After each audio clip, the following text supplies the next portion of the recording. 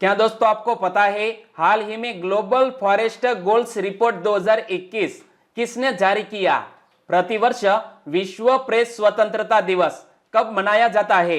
हाल ही में विक्रमजीत कंवरपाल का निधन हो गया, वे कौन थे? ऐसे ही 13 बड़ी खबरों को कवर करते हुए हमने आज का बोले तो 3 मई 2021 का करंट अफेयर का वीडियो तैयार किया है। क्वालिटी की दृष्टि से बेस्ट यह वीडियो, आप लास्ट तक देखें। लास्ट में मैं आपसे एक क्वेश्चन पूछूंगा जिसका आंसर आपको नीचे कमेंट बॉक्स में देना है। और अभी तक आपने हमारी जीके 2020 चैनल को सब्सक्राइब नहीं किया है तो सब्सक्राइब कीजिए, पास में जो बेल आइकन है उसे भी प्रेस कर दीजिए क्योंकि आने वाले हर एक वीडियो की अपडेट आपको सबसे पहले मिले। चलिए बिना वक्त गवाए हम स्टार्ट करते हैं पहले क्वेश्चन से। हर साल विश्व प्रेस स्वतंत्रता दिवस कब मनाया जाता है? प्रति वर्ष वर्ल्ड प्रेस फ्रीडम डे मनाया जाता है 3 मई को, यानी कि आज ही 3 मई वर्ल्ड प्रेस फ्रीडम डे मनाया जा रहा है। यानी कि इस क्वेश्चन का सही आंसर है ऑप्शन सी 3 मई। और यह महत्वपूर्ण दिवस से जुड़े हुए और भी क्वेश्चन बन सकते हैं, जैसा कि विश्व प्रेस स्वतंत्रता दिवस क्यों मनाया जाता है? यह दिन हर वर्ष प्रेस की स्वतंत्रता के बारे में जागरूकता बढ़ाने के लिए मनाया जाता है। और वर्ष 2020 के लिए विश्व प्रेस स्वतंत्रता दिवस की विषय मतलब थीम क्या रखी गई थी? तो वर्ल्ड प्रेस फ्रीडम डे 2020 की थीम जर्नलिज्म विदाउट फियर और फेवर, जो पिछले साल के यह महत्वपूर्ण दिवस की थीम थी। और 2021 में थीम क्या रखी गई है आपको याद है तो नीचे कमेंट सेक्शन में लिखिए, आगे मैं आपको बताने वाला हूं। विश्व प्रेस स्वतंत्रता सूचकांक कौन जारी करता है? दोस्तों हाल ही में यह वर्ल्ड प्रेस फ्रीडम इंडेक्स 2020 जारी किया गया है, लेकिन जारी कौन करता है? अंतरराष्ट्रीय पत्रकारिता के गैर लाभकारी संगठन रिपोर्टर्स विदाउट बॉर्डर्स के द्वारा यह वर्ल्ड प्रेस फ्रीडम इंडेक्स जारी किया गया। और इस इंडेक्स में भारत कौन से स्थान पर रहा, वो भी एक क्वेश्चन बन सकता है, जो मैंने आपको बताया था कि हाल ही में जारी 180 देशों के विश्व प्रेस स्वतंत्रता सूचकांक 2020 में भारत कौन से स्थान पर रहा है? 142वें स्थान पर रहा है। और आखिरकार 3 मई को ही यह वर्ल्ड प्रेस फ्रीडम डे क्यों मनाया जाता है? तो इसके पीछे का जो इतिहास है वो आप पढ़ लो। वर्ष 1991 में यूनेस्को और संयुक्त राष्ट्र के जन सूचना विभाग ने मिलकर इसे मनाने का निर्णय किया था। और संयुक्त राष्ट्र महासभा ने भी 3 मई को अंतरराष्ट्रीय पत्रकारिता स्वतंत्रता दिवस की घोषणा की थी। और यूनेस्को महासम्मेलन के 26वें सत्र में 1993 में इससे संबंधित प्रस्ताव को स्वीकार किया गया था। और इसीलिए यह 3 मई को वर्ल्ड प्रेस फ्रीडम डे मनाया जाता है। और हमारे भारत देश में हिंदी पत्रिका दिवस कब मनाया जाता है? 30 मई को। और विश्व प्रेस स्वतंत्रता दिवस 2021 की थीम क्या रखी गई है? तो इस साल के वर्ल्ड प्रेस फ्रीडम डे 2021 की theme information as a public good. क्या? Information as a public good, जो 2021 के यह वर्ल्ड प्रेस फ्रीडम डे की थीम है। तो दोस्तों इसी तरह हर क्वेश्चन से जुड़े इंपॉर्टेंट फैक्ट मैं आपके सामने रखता हूं। हमारा यह तरीका आपको अच्छा लगता है लाइक करना मत भूलिएगा। दूसरा क्वेश्चन है आपकी स्क्रीन पर, दुनिया का सबसे लंबा पैदल यात्री सस्पेंशन ब्रिज कहां खुला? इमेज में आप देख सकते हैं दुनिया का सबसे लंबा पैदल यात्री सस्पेंशन ब्रिज कहां खुला है? पुर्तगाल में। यानी कि इस क्वेश्चन का सही आंसर है पुर्तगाल में यह दुनिया का सबसे लंबा पैदल यात्री सस्पेंशन ब्रिज खुला है। और इस पुल की कुछ महत्वपूर्ण फैक्ट की बात करें तो 516 मीटर लंबे इस पुल का नाम 516 एरो का रखा गया है। क्या नाम रखा गया है? 516 एरो का। और 516 मीटर लंबा यह पुल तेजी से बहने वाली नदी पाइवा से 175 मीटर ऊपर लटका हुआ है। तो आपको यह फैक्ट भी याद रख लेना है कि यह 516 एरो का ब्रिज किस नदी पर बनाया गया है? पाइवा नदी पर। और कितने मीटर की ऊंचाई पर है? 175 मीटर की ऊंचाई पर। और ह्यूगो जेवियर दुनिया के सबसे लंबे पैदल यात्री निलंबन पुल को पार करने वाले पहले लोगों में से एक बने। तो इस पुल को सबसे पहले पार किसने किया? ह्यूगो जेवियर ने। और दोस्तों यहां जब हम सस्पेंशन पुल की बात करते हैं तो इनसे पहले एक ऐसा ही पुल बनाया गया था स्विट्जरलैंड में। तो 516 एरोका से पहले 1621 फीट लंबा चार्ल्स कुवन सस्पेंशन ब्रिज जो स्विट्जरलैंड में है, इमेज में आप देख सकते हैं, जिसे 2017 में खोला गया था, जिसे दुनिया का सबसे लंबा पैदल यात्री निलंबन पुल माना जाता था, लेकिन अब इसका स्थान लिया है यह पुर्तगाल के 516 एरोका ब्रिज ने। तीसरा क्वेश्चन, भारत किसके साथ 2+2 संवाद का आयोजन करता है? भारत 2+2 डायलॉग का आयोजन अमेरिका, ऑस्ट्रेलिया और जापान देश के साथ करता है।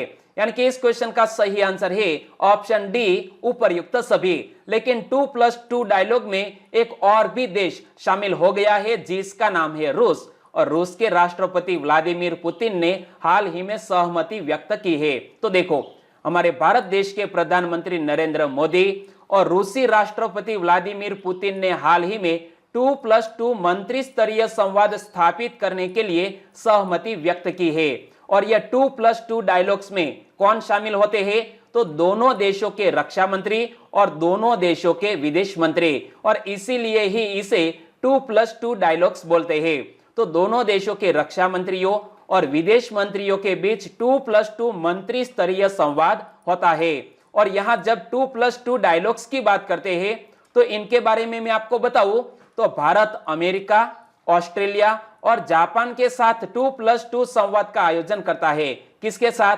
तो भारत अमेरिका, ऑस्ट्रेलिया और जापान के साथ 2+2 डायलॉग्स का आयोजन करता है। लेकिन रूस ऐसा पहला गैर क्वाड सदस्य है जिसके साथ भारत इस तरह के संवाद का आयोजन करेगा। यानी कि अब रूस के साथ भी 2+2 डायलॉग का आयोजन करेगा हमारा भारत देश।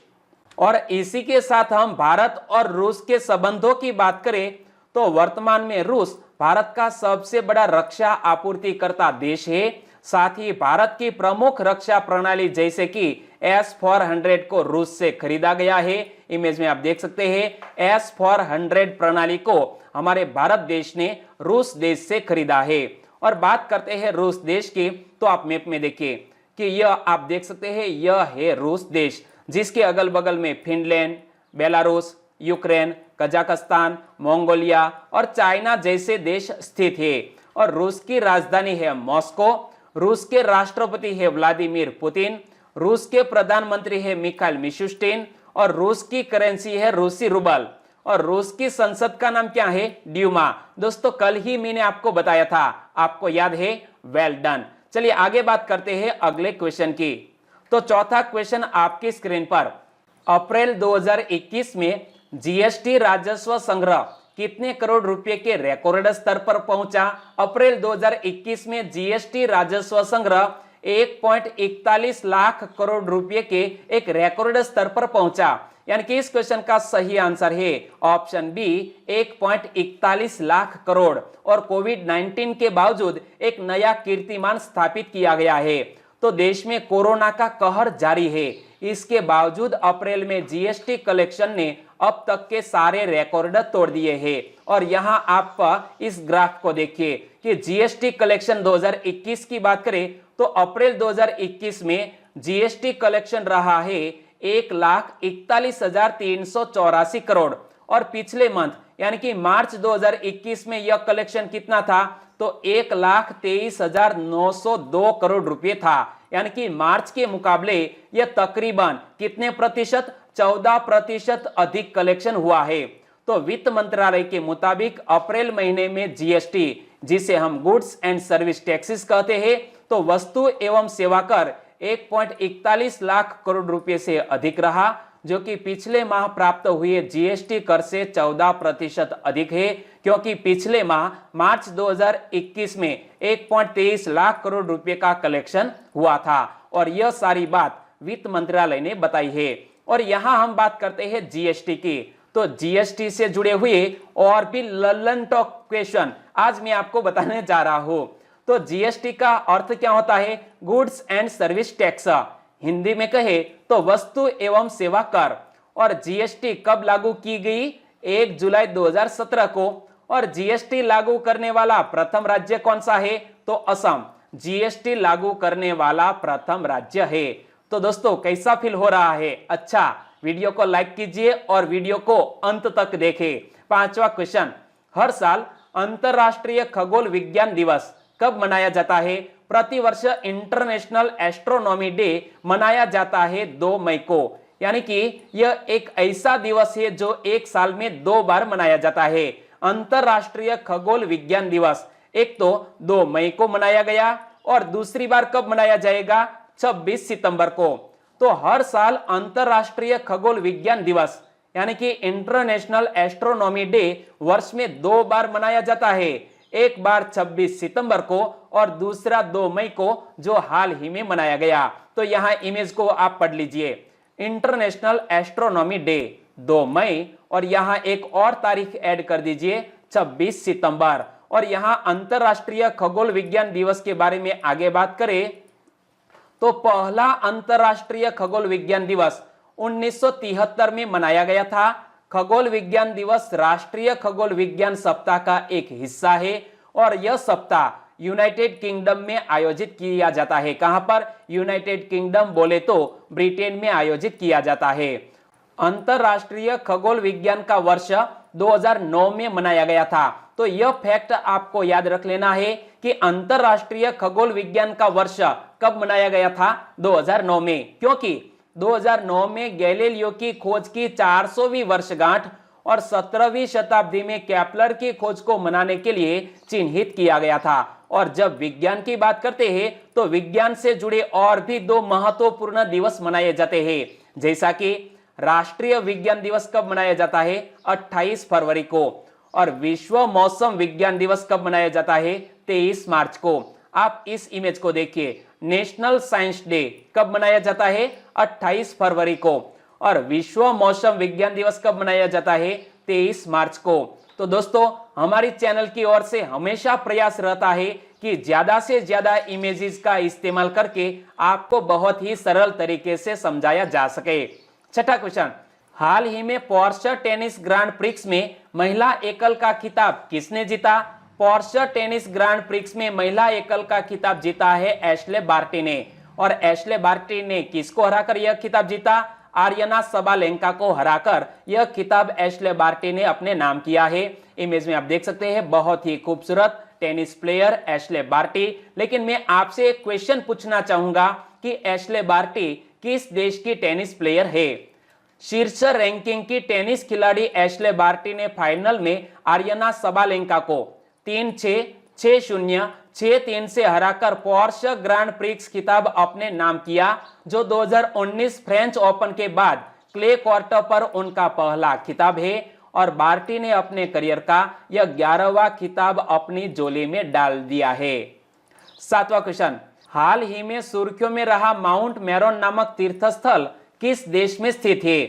सुर्खियों में रहा माउंट मेरोन नामक तीर्थस्थल इजराइल देश में स्थित है। यानी कि इस क्वेश्चन का सही आंसर है इजराइल देश। लेकिन माउंट मेरोन नामक यह पवित्र तीर्थस्थल सुर्खियों में क्यों आया? क्योंकि यहां पर हाल ही में लाग बी ओमर नामक एक वार्षिक यहूदी त्योहार मनाया गया और यह त्योहार पर काफी भीड़ जमा हुई थी। भीड़ में भगदड़ मच गई और 44 लोग मारे गए। इमेज में आप देख सकते हैं। तो लाग बी ओमर एक वार्षिक यहूदी त्योहार है। इसे हिब्रू के ईयार महीने में मनाया जाता है और यह त्योहार ओमर के तीसरे दिन मनाया जाता है। हाल ही में इजराइल के मेरोन में भगदड़ के कारण 40 से अधिक लोग मारे गए थे। और वे लोग कहां पर इकट्ठा हुए थे?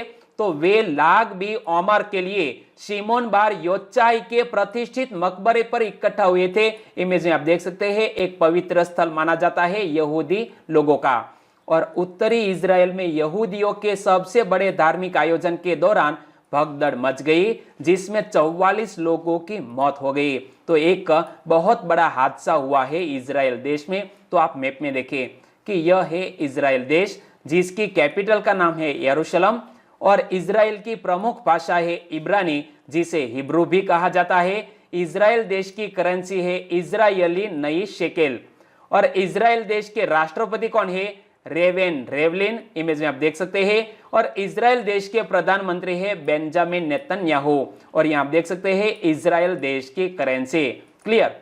8वां क्वेश्चन, बिहार का नया मुख्य सचिव किसको नियुक्त किया गया? बिहार का नया मुख्य सचिव नियुक्त किया गया है त्रिपुरारी शरण को। यानी कि इस क्वेश्चन का सही आंसर है त्रिपुरारी शरण। और त्रिपुरारी शरण ने किसका स्थान लिया है? अरुण कुमार सिंह का स्थान लिया है। तो यहां इमेज में देखिए, यह है त्रिपुरारी शरण।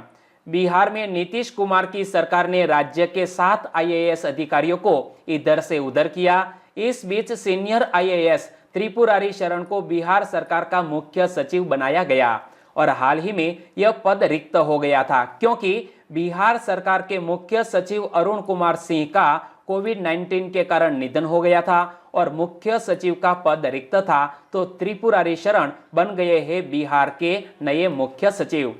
और बात करते हैं बिहार की, तो बिहार की कैपिटल का नाम क्या है? पटना। और बिहार के वर्तमान राज्यपाल फागू चौहान और बिहार के मुख्यमंत्री है नीतीश कुमार। और यहाँ बात करें पटना की, तो मौर्य सम्राट अशोक जो पाटलिपुत्र में पैदा हुए थे, यानी कि मौर्य सम्राट अशोक का जन्म पटना में हुआ था। पटना का प्राचीन नाम है पाटलिपुत्र। और आज बिहार के राज्य प्रतीक की बात करें तो बिहार का राजकीय पक्षी का नाम है गोरैया, बिहार का राजकीय पशु है गौर, बिहार का राजकीय वृक्ष है पीपल, बिहार का राजकीय फूल है कचनार और बिहार का राजकीय चिन्ह है बोधि वृक्ष। और बिहार की राजकीय मछली है मांगुर। इमेज में आप देख सकते हैं, बहुत ही अच्छी तरह से समझाने की कोशिश की है। और रेलवे एग्जामिनेशन में कई बार राज्य प्रतीक से जुड़ा हुआ क्वेश्चन पूछ लिया जाता है और इसीलिए यह बात मैंने आपको बताई। 9वां क्वेश्चन, भारतीय नौसेना ने किस उद्देश्य से ऑपरेशन समुद्र सेतु 2 लॉन्च किया है?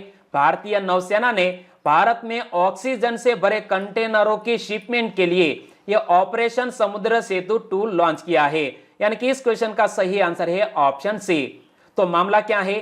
कोविड-19 के खिलाफ राष्ट्र के संघर्ष को मजबूती प्रदान करने के लिए ऑपरेशन समुद्र सेतु 2 के अंतर्गत भारतीय नौसेना के 7 पोत विभिन्न देशों से तरल चिकित्सा ऑक्सीजन से भरे क्रायोजेनिक कंटेनर और अन्य चिकित्सा उपकरणों की खेप भारत लाने के लिए तैनात किए गए हैं, जिसको नाम दिया गया है ऑपरेशन समुद्र सेतु 2।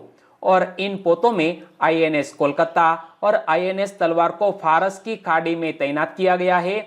ये दोनों पोत इस साल 30 अप्रैल को बहरीन में मनामा बंदरगाह पहुंचे और आईएनएस तलवार 40 मीट्रिक टन तरल मेडिकल ऑक्सीजन के साथ वापस भारत की ओर चल पड़ा है। हमारे भारत देश में कोविड-19 के जो पेशेंट है वो दिन ब दिन बढ़ते जा रहे हैं और इसीलिए तरल ऑक्सीजन की काफी जरूरत पैदा हो गई है और इसीलिए हमने यह समुद्र सेतु 2 अभियान चलाया है।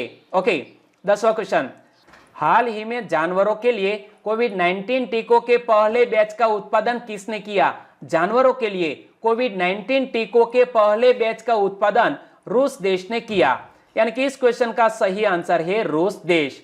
रूस ने हाल ही में जानवरों के लिए कोविड-19 टीकों के पहले बैच का उत्पादन किया है और इस वैक्सीन का नाम क्या रखा गया है?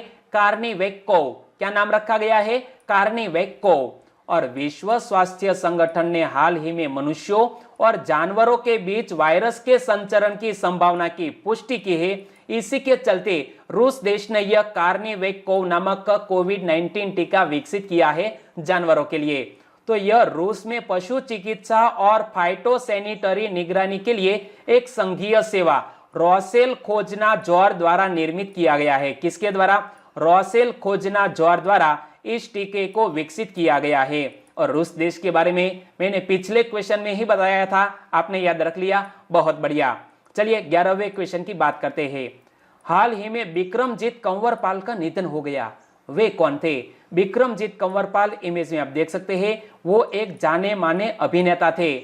बहुत सी वेब सीरीज, फिल्मों और सीरियलों में भी काम किया था विक्रमजीत कंवरपाल ने, जिसका हाल ही में निधन हो गया है। और विक्रमजीत कंवरपाल एक अभिनेता थे और उनके पिता एक सेना के अफसर थे। तो यह बात भी याद रख लो। हम बात करें विक्रमजीत कंवरपाल की, तो 1 मई 2021 को प्रसिद्ध अभिनेता विक्रमजीत कंवरपाल का निधन हो गया। वे सिर्फ 52 वर्ष के थे और गौरतलब है कि कोविड-19 से संक्रमित थे वो, और उन्होंने अपने करियर में कई फिल्मों, टीवी शो और वेब सीरीज में काम किया था। विक्रमजीत कंवरपाल एक जाने माने अभिनेता थे जिसका कोविड-19 के कारण निधन हो गया है। उनके बारे में आगे बात करें तो विक्रमजीत कंवरपाल का जन्म हिमाचल प्रदेश के सोलन में हुआ था। कहां पर?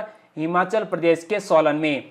और उनके पिताजी द्वारकानाथ कंवरपाल भारतीय सेना के अफसर थे और उन्होंने 1963 में कीर्ति चक्र भी हासिल किया था।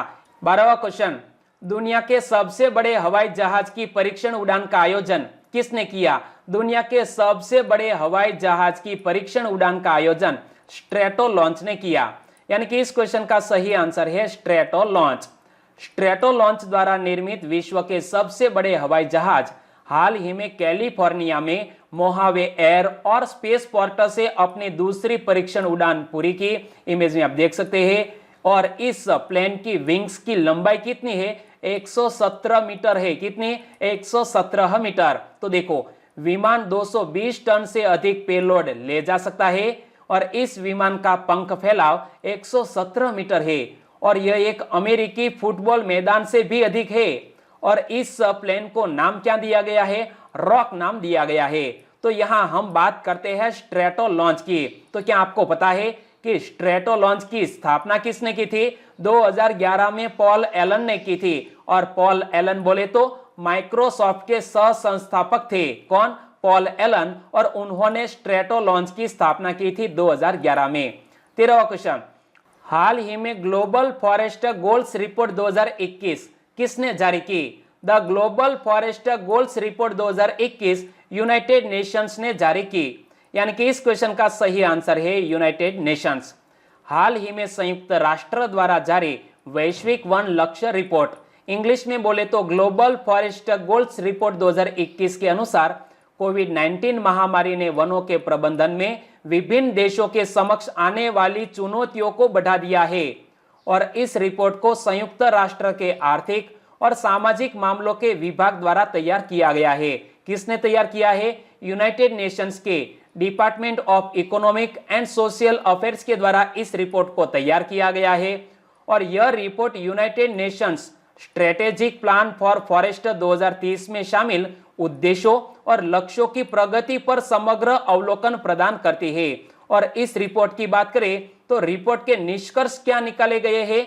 कोविड-19 सिर्फ एक स्वास्थ्य संकट से कहीं अधिक हमारे जीवन और आजीविका, गरीबी, असमानता और खाद्य सुरक्षा आदि विषयों को प्रभावित कर हमारे भविष्य पर खतरा उत्पन्न कर रहा है। यानी कि कोविड-19 के कारण सिर्फ स्वास्थ्य संकट ही पैदा नहीं हो गया है, इनके बदले और भी समस्याएं पैदा हो गई है। और इस रिपोर्ट को जारी किया है संयुक्त राष्ट्र ने। तो संयुक्त राष्ट्र के वर्तमान महासचिव कौन है? Antonio Guterres. एंटोनियो गुटेरेस ने भारतवंशी वरिष्ठ यूनाइटेड नेशंस अधिकारी सिद्धार्थ चटर्जी को चीन में संयुक्त राष्ट्र रेजिडेंट कोऑर्डिनेटर के तौर पर नियुक्त किया है। और यह बात मैंने आपको कुछ मंथ पहले बताई थी कि भारतवंशी वरिष्ठ यूएन अधिकारी कौन? सिद्धार्थ चटर्जी। इमेज में आप देख सकते हैं, वो चीन में संयुक्त राष्ट्र रेजिडेंट कोऑर्डिनेटर के तौर पर नियुक्त किए गए हैं। और अब बात करते हैं लास्ट वीडियो के क्वेश्चन की। लास्ट वीडियो में मैंने आपसे क्वेश्चन पूछा था, संयुक्त सैन्य अभ्यास डिफेंडर यूरोप 21 कहां शुरू हुआ? एक joint military exercise defender Europe 2021 Albania में शुरू हुआ। यानी कि इस क्वेश्चन का सही आंसर था ऑप्शन सी, अल्बानिया। लगभग सभी दोस्तों ने इस क्वेश्चन का बिल्कुल सही आंसर दिया है। हमने ऑफलाइन तरीके से रिप्ले भी कर दिया है, लेकिन कुछ फ्रेंड के नाम लेना चाहूंगा। तो वो है प्रहलाद फतेप्रा, चौधरी प्रतीक और राधेश्याम सोलंकी। तीनों दोस्तों ने इस क्वेश्चन के बारे में डिटेल में बताया। बहुत बहुत धन्यवाद। और भी हमारे फ्रेंड है जिसका नाम है ड्रीम वर्दी। ड्रीम वर्दी ने संयुक्त सैन्य अभ्यास डिफेंडर यूरोप 21 अल्बानिया में आयोजित हुआ। रूस के बारे में बहुत अच्छी डिटेल बताई। ड्रीम वर्दी, आपको भी धन्यवाद। फ्रिंसी, वो सुरेंद्रनगर गुजरात के खीटला से बिलोंग करते हैं। बिल्कुल सही आंसर दिया। भावना तड़वी, आपका आंसर बिल्कुल सही। तो मंजरी चंदेल, वो हमारे साथ जुड़ चुकी है, तो आपका भी हमारे चैनल में स्वागत है।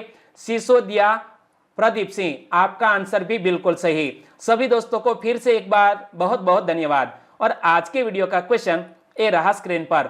पाइथन 5 के संदर्भ में कौन सा विकल्प सही है? सही ऑप्शन चुनिए। पाइथन 5 के संदर्भ में कौन सा विकल्प सही है?